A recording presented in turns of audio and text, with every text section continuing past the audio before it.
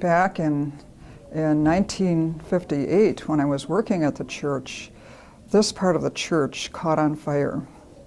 And I was down in the church office with a woman called Ruby Pedersen, and we were the first ones to see the smoke coming up along the ceiling. And Ruby said, "I'll call the fire department and you get everybody out of the church."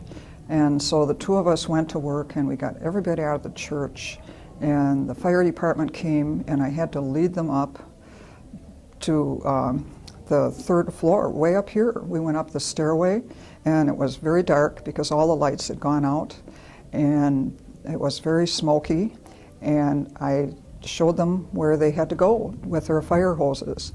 And then I got back out of the church and people told me my face was all black when I got out. The fire in 1957 or 8, yes, that was a very tragic. I came to the church the following Sunday.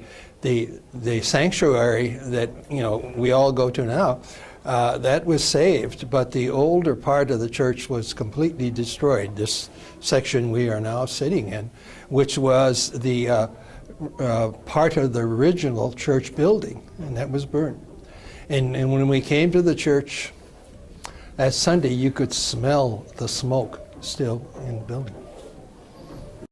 At that time, I had small children, and we lived about 10 blocks from here, and I could see the smoke from our house, but I had babies at home, and so I couldn't come to the church. But it was a very serious fire, and there were firemen that were injured in that fire.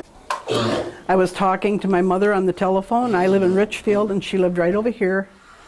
And I said, "What's burning over by your house?" And she looked out the window and she said, "I think it's the church." And my husband had just come home from work. He had just driven down 34th Avenue and it wasn't burning at that time. And we got right back in the car and came over here with our kids and stood in the alley, and it was all frozen ice. It was terrible to look at, and some of our people were hurt.